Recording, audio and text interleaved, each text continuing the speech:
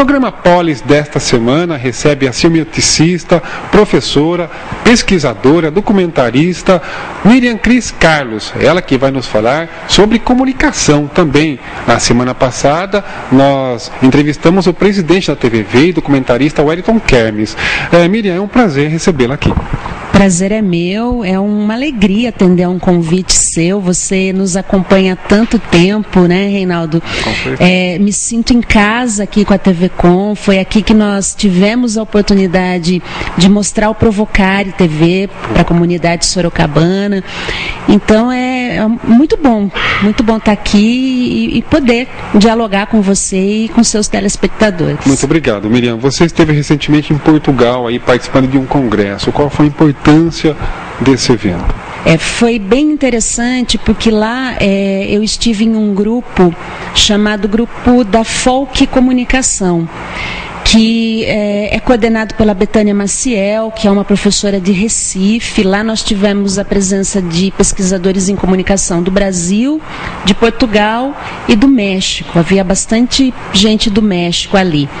E esse grupo, ele tem o interesse de entender um pouco mais profundamente a comunicação popular, as várias manifestações da comunicação e de uma comunicação numa vertente bem contra-hegemônica, que é aquela do jornal de bairro, que é aquela do publicitário, que é o mercador, aquele que está ali vendendo as suas mercadorias sem formação nenhuma, mas ele tem toda uma estratégia de marketing e ele faz o trabalho dele usando essa estratégia de modo a convencer as pessoas que passam ali naquele mercado a comprar os produtos dele. No meu caso, eu levei o trabalho de uma pessoa muito importante, muito interessante aqui da região, que é o João da Filmadora. O João da Filmadora é bastante conhecido entre os jornalistas da cidade, porque ele é uma fonte importante na cidade de Campina do Monte Alegre. O João não tem formação em jornalismo, mas ele atua como um jornalista e como um relações públicas em Campina do Monte Alegre. Ele levanta pautas da cidade, das mais diversas naturezas, que vão desde um saci criado em garrafão, por exemplo, que acaba virando uma pauta para ser noticiada, um tesouro que está enterrado no paredão do rio Paranapanema, até aquela notícia que repercutiu em todos os veículos. Inclusive há umas 2 semanas havia uma revista da França em Campina do Monte Alegre para noticiar esse fato, né? Já tivemos TV da China, que foi a fazenda nazista, que foi encontrada lá, né? Que quando se desmanchou um chiqueiro na fazenda, se descobriu tijolos nos quais havia a suástica. Então houve todo um levantamento histórico e se entendeu que ali havia funcionado uma fazenda nazista que escravizou mais de 80 crianças negras, órfãs, e que ficaram ali por anos submetidas a um regime nazista de trabalho. Então João é uma pessoa extremamente importante porque, sem nenhum tipo de formação jornalística, ele domina todas as técnicas do jornalismo e ele consegue tornar visível algo que estaria fadado a ficar invisível, né, que é a cidade de Campina do Monte Alegre, que não teria tanto espaço assim nos veículos convencionais, mas ele consegue levar a cidade para esses espaços. Agora, tudo isso revela, Miriam, que basta um movimento para despertar a sociedade quando se pensa em comunicação? Ou seja, você não pode realmente subestimar um local uma pequena cidadezinha, mas se alguém trabalhar a comunicação ali, isso floresce. Eu creio que sim, né? O João, ele começa com esse trabalho na década de 80 e ele começa fazendo pequenas filmagens com uma câmera VHS que ele enviava primeiro para os jornais locais e regionais, mas a grande virada na carreira do João, na relação do João com as mídias, se dá a partir da década de 90, graças à internet e o celular. Então, o que eu penso também é que essa apropriação do cidadão comum, né, em relação às novas tecnologias, inverteu um pouco esse processo de produção, de veiculação e de recepção.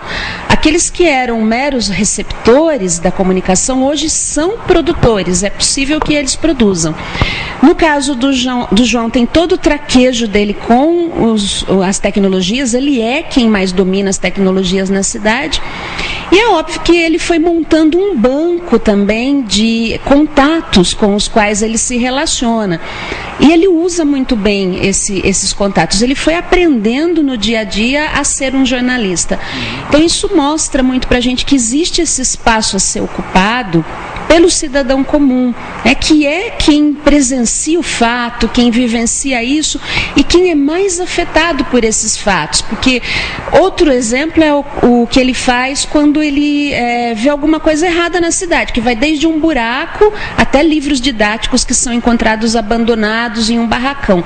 Aquilo afeta diretamente a população, e ele tendo essa voz, né, e ele tem essa voz graças às novas tecnologias, ele consegue dar visibilidade àquilo que é um problema para a cidade, afeta diretamente aqueles envolvidos, né? E como professora do curso de mestrado em Comunicação e Cultura da Uniso, o que hoje o profissional que já está formado, ele busca em termos de especialização nessa área, Miriam? Eu vejo assim que hoje você precisa de formação contínua. Eu falo muito isso para os meus alunos da graduação, né? Você vai precisar trabalhar com coisas que ainda nem foram inventadas, e provavelmente aquilo que você aprendeu na faculdade, quando você sair dela, você não vai usar mais, porque isso já ficou obsoleto. Portanto, o que a gente vive hoje é uma necessidade de formação contínua, né? Cada vez mais é preciso estudar, é preciso se atualizar tecnologicamente, mas eu acho que o fundamental, o mais importante de tudo, e o que mais falta, e isso pode ser encontrado numa pós-graduação, pode ser oferecido, é uma formação humanística, né? Eu lembro muito da fala do professor Edgar Morin, que é um sociólogo que é vivo, é contemporâneo, vem muito para o Brasil. Tudo tem que partir do humano, né? O que é o jornalista? Ele é um grande contador de histórias, e o foco dessas histórias é o humano, né? E qualquer um, ninguém é completamente banal, todo mundo tem uma história interessante para contar. Eu acho que a partir do momento que a gente se volta para o ser humano, né, e tem o ser humano como centro de tudo, isso vai promover a ética, isso vai promover a alteridade, você olhar para o outro e enxergar aquilo que ele tem em comum com você. Então o mundo se torna melhor na medida em que a gente se enxerga no outro, sabe que o outro é diferente de mim, mas que está emanado nessa condição de humanidade que a gente vive, né? E afinal de contas a gente está num planeta que é um sistema envolvido por uma ecologia, e essa ecologia é um contexto no qual todos estamos como parte de uma coisa ao mesmo tempo muito grande, mas muito pequena. Se não nos irmanarmos, se não pensarmos uns nos outros, a tendência é que tudo seja muito pior. Tá aí, você acompanhou um pouco o pensamento da professora do curso de mestrado em Comunicação e Cultura da Uniso, cientificista também, Miriam Cris Carlos. Nós vamos para um breve intervalo comercial e voltamos já já.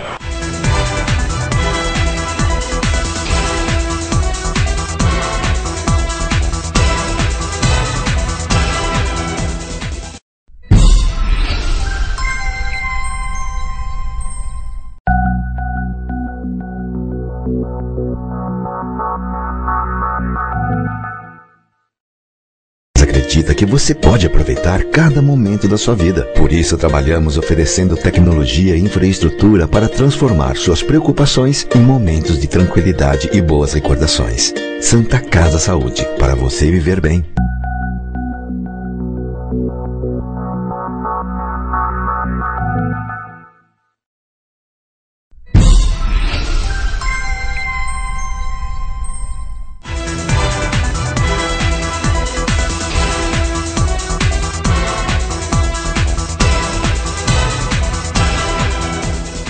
Miriam, no final aí do primeiro bloco você abordou toda essa relação social da comunicação que afeta diretamente a vida das pessoas. Eu queria que você explicasse um pouquinho também o que é a semiótica, que é uma das suas especialidades, porque hoje a gente vê uma carga de notícias que chegam até as pessoas, né? Normalmente não tão muito boa por conta de intempéries da natureza, é um terremoto aqui, é um problema que acontece no exterior que afeta a nossa vida, uma crise crise econômica global. Como que se estuda, a semiótica analisa o efeito dessa proliferação de informações na vida das pessoas? A semiótica, ela é a ciência responsável por entender os signos. O que seriam esses signos? São as formas que nós usamos para entrar em contato com o outro, para nos comunicar. Seja uma linguagem falada, verbal, que difere de um lugar para o outro. Aqui a gente fala português, em outro lugar seria outro idioma. Então essa codificação ela vai ser específica e determinada por uma cultura, por uma geografia e por uma história. Além da linguagem verbal, a linguagem visual, a pintura, a escultura, a fotografia, a música, tudo aquilo que o homem usa para sua comunicação faz parte dos estudos da semiótica. Eu acho que a coisa mais importante que a semiótica ensina para a gente é que nós nos comunicamos por meio de formas de representação. Quando eu vejo uma imagem, a imagem não é a realidade em si, mas é uma representação dessa realidade. Mesmo a fotografia que já foi tida como um índice contundente de real, se eu tenho a foto, aquilo aconteceu, porque eu não posso fotografar aquilo que não existe. Hoje a gente sabe que sempre foi possível, mas cada vez mais é possível manipular uma fotografia.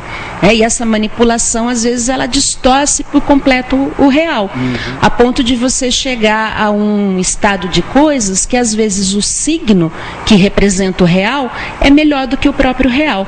Eu sempre brinco, é muito interessante você olhar o Reinaldo Gianecchini na televisão, o Reinaldo Galhardo, mas você está ao lado da pessoa, é uma outra situação completamente diferente, porque tudo aquilo que é editado na representação, na imagem, no signo, pode distorcer essa sensação de real que a gente tem. Então o que a semiótica nos ensina? Tudo nos chega através de representação, e a representação ela é parcial, ela nunca é a realidade nas suas esferas totais, Portanto, o mundo nos chega de forma parcial. A gente tem que desconfiar de tudo que vê, de tudo que lê, de tudo que ouve, das notícias que recebe, porque sempre isso é um ponto de vista, Existem vários outros pontos de vista possíveis, mesmo no jornalismo. Esse seu pensamento está dentro daquele quadro do programa do Fantástico, por exemplo, que eles apresentam lá, olha, essa semana saiu na internet um vídeo, será que é verdadeiro ou falso? Vai investigar, vai apurar, ou seja, realmente é preciso cautela, É preciso cautela, e isso domina todas as instâncias de comunicação com as quais a gente tem contato, Ou seja, é o jornalismo, é a publicidade, é a ficção, é o contato com o outro, Você está conversando com uma pessoa, ela está ali representando, nós temos personas, ninguém é uma coisa só, Nós somos complexos, nos deparamos com problemas e reagimos de formas distintas diante desses problemas. Ninguém é uma superfície plana e totalmente previsível. Não dá para saber como cada um de nós vai reagir dependendo de cada situação na qual a gente se coloca como ser atuante. Todo mundo é muito complexo. Então é importante pensar nisso, entender isso, até para entender melhor o outro, se colocar no lugar do outro e sempre procurar olhar o maior número de pontos de vista possível, que é um pressuposto do jornalismo também, Quanto mais você puder ouvir os vários lados envolvidos naquele acontecimento, que depois é transformado em notícia e mediatizado, e a notícia é uma construção também, Que tem o olhar do repórter, tem o olhar do cinegrafista ou do fotógrafo, do editor, do veículo de comunicação, tudo isso vai ajudar nessa construção. A gente precisa olhar de uma forma muito crítica para cada uma dessas coisas com as quais nós nos relacionamos pelas mídias. Agora, Miriam, existe um debate também que por conta das mídias sociais há um desafio hoje, Ou seja, as pessoas consomem bastante informação, mas não aprofundada, porque normalmente ela quer algo muito rápido, e aí também se discute, por exemplo, que as pessoas têm que buscar esse complemento na leitura de livros. Como que você analisa hoje esse embate entre livros e mídias sociais? Eu acho que as mídias sociais, elas são um pouco um retrato do contemporâneo, né? O nosso contemporâneo, ele é fragmentado, ele é superficial, você tem 1 milhão de opções e essas opções, elas exigem de você um pouco mais de cuidado na hora da escolha, né? Isso vai desde um supermercado em que você entra, hoje a gente não tem uma opção de marca, né? Você não tem um shampoo para escolher ali, você tem uma infinidade de coisas. E aí você precisa saber o que é que se adequa mais às suas necessidades. E isso também acontece com a informação, né? O que adianta eu ter à minha disposição 500 jornais para ler na internet, se eu não vou dar conta de ler tudo isso, né? Ou uma quantidade enorme de notícias, mas que não se relacionam muito com o contexto social no qual eu vivo, né? A gente tem um acesso muito grande ao que é de caráter global e às vezes o local passa bastante despercebido. Bom, em relação aos livros, eu sou uma leitora voraz, né? Gosto muito do formato livro. Acho que o livro, hoje, ele transita por vários suportes, então você também tem a possibilidade de encontrar o livro nos meios digitais e com uma facilidade muito grande, também em quantidade muito grande. Eu acho que o que resolve é esse paradoxo, né, da quantidade em relação à qualidade, continua sendo a educação. E isso começa em casa. Se uma criança tem acesso a leituras, né, tem acesso a esse poder de crítica desde a sua casa, isso vai continuar na formação, depois no ensino fundamental, na universidade, ela vai exercer essa capacidade de escolher aquilo que é mais importante, que faz sentido, né? O que dizia o Paul Valéry, ler é eleger. Você pode ler qualquer coisa, agora saber escolher bem o que você vai ler é uma outra situação e depende de todo um processo educativo que vem desde a formação familiar. Né? O que eu acho que acontece muito também hoje em dia é que com essa quantidade enorme de informações a que nós somos submetidos, os próprios pais deixam os filhos reféns muito das mídias, né, dos contextos externos e não se ocupam da educação dos filhos e não se ocupam dessa formação mais crítica. E somos uma sociedade, nesse contemporâneo, também muito da quantidade. A própria escola faz isso às vezes, né? A criança passa a vida toda estudando, acumulando informações e devolvendo essas informações, mas não relacionando uma informação com a outra e percebendo qual o nexo entre essas informações. Né? O que é o vestibular, por exemplo? É uma cobrança de conteúdos quantitativos, não tanto qualitativos. Acho que é uma mudança necessária, uma revolução que precisaria ser feita, de pensar mais na formação com qualidade e menos com quantidades de textos, de conteúdos, de disciplinas, né? Estudar biologia, química, matemática, português, mas relacionar tudo, né, uma coisa com a outra, porque elas não são dissociadas. Essa é a grande dificuldade. Ok, o programa Polis desta semana está recebendo a cientificista e também professora do curso de mestrado em Comunicação e Cultura da Universidade de Sorocaba.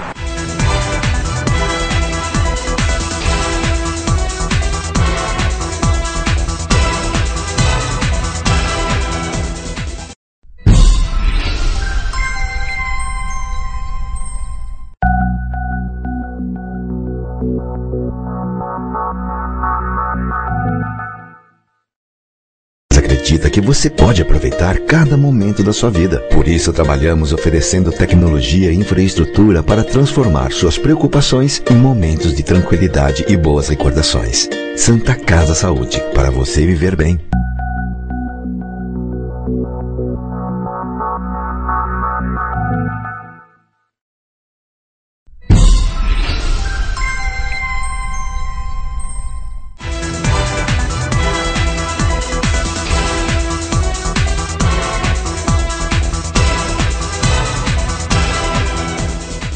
Miriam, agora, depois da sua viagem a Portugal, você tem uma nova viagem programada para o Peru. Qual é o objetivo dessa viagem?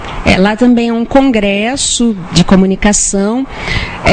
Nesse congresso eu vou participar de um grupo que estuda comunicação e cultura, comunicação e trocas interculturais.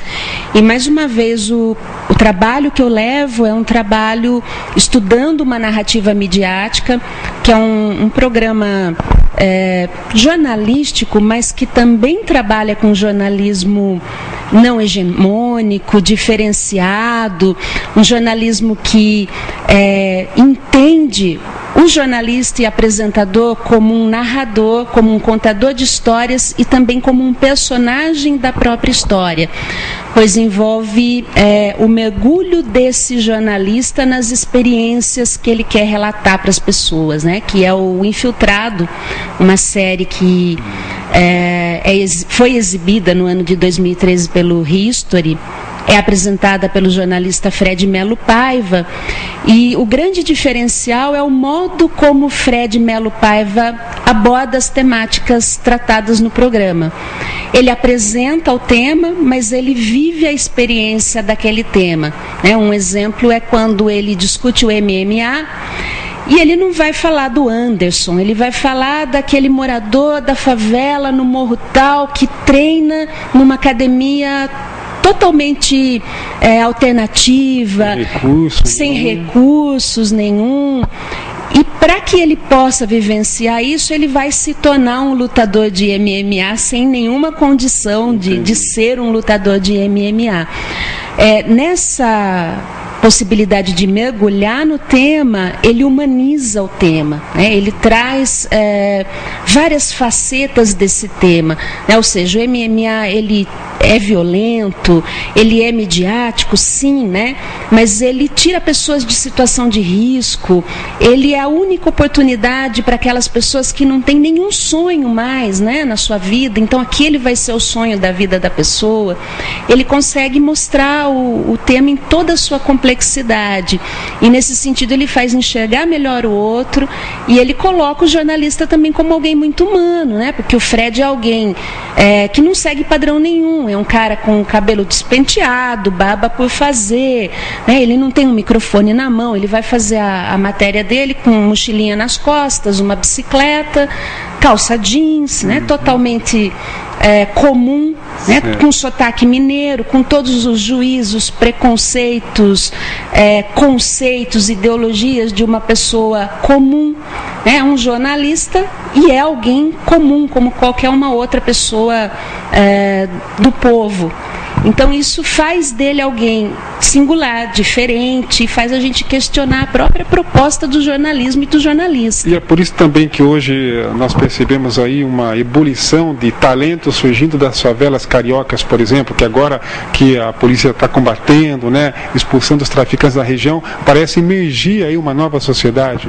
A cultura ela vai, Reinaldo, pelas brechas, ela vai contra tudo e contra todos, ela não depende do poder público. É lógico que há necessidade de que se pense em políticas públicas de desenvolvimento do cidadão, mas a cultura acontece apesar de todos os problemas que a gente possa viver. Desenvolvimento econômico e criatividade cultural nem sempre andam juntos. A cultura ela consegue sobreviver apesar de todo o descaso que se faz em relação aos produtos culturais, porque nós somos produtores de cultura, qualquer um é produtor de cultura. Um exemplo disso é você ter um João do Vale, que é uma referência na música brasileira, que não estudou, foi um cara que saiu de São Luís, no Maranhão, foi para o Rio de Janeiro, desenvolveu todo um trabalho extremamente singular, independente da condição de vida a que ele foi submetido.